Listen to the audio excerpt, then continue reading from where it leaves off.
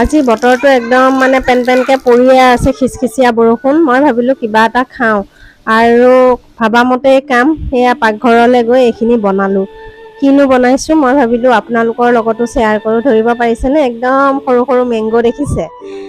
এয়া তেলত দিওঁতে এনেদৰে হৈ আছে। আহক কেনেকৈ বনাইছোঁ। পোনপ্ৰথমে মই এখন কাঁহী লৈছোঁ। কাঁহীখনৰ ওপৰত চালনী এখন দি 1 কাপমান জোখৰে ময়দা মই ওলোৱাই লৈছোঁ। ময়দাখিনি ওলোৱাই ধুনীয়াকৈ এতিয়া মই চালি ল'লোঁ। চালি লোৱাৰ পিছত ইয়াতে এচামুচ ক'লা জিৰা, তাৰপিছত এচামুচ আজৱাইন আৰু সোৱাদ অনুযায়ী অকণমান নিমখ দিম ইয়াতে।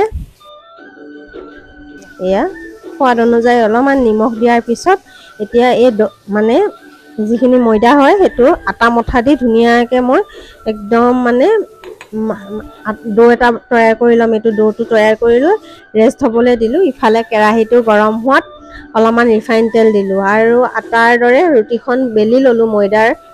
আৰু এইকেইটা কুকি কাটাৰ হয়। কুকি কাটাৰকেইটাই ধুনীয়াকৈ এয়া মেংগ' শ্বেপ দিছোঁ, দেখিছেনে? মেংগ' শ্বেপ দি এয়া এটা এটাকৈ একদম মানে মেংগ'কেইটা এয়া তেলত দি দিছোঁ। আৰু মানুহে কয় কাম বন নাই, খালি ভিডিঅ' বনাওঁ। ভিডিঅ' বনোৱাও কিন্তু খুদা কাম নহয়। আপোনালোকে নোৱাৰে কাৰণেহে চাগে তেনেকৈ কয়, নহয়নে? কাৰণ আপোনালোকেতো চাগে এনেদৰে চিম্পুলকৈ ৰুটি এখন বনাই বা পুৰি এখন বনাই খালে হয়। কিন্তু আমি এতিয়া এইবিলাক মেহনত কৰি আছোঁ। ভিডিঅ' বনোৱাটো কিন্তু একদম সহজ কাম নহয় দেই।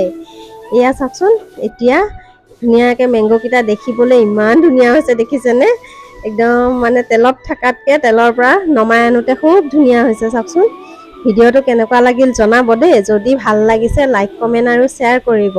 আৰু আপোনালোকে এদিন বনাই খাবচোন এনেদৰে।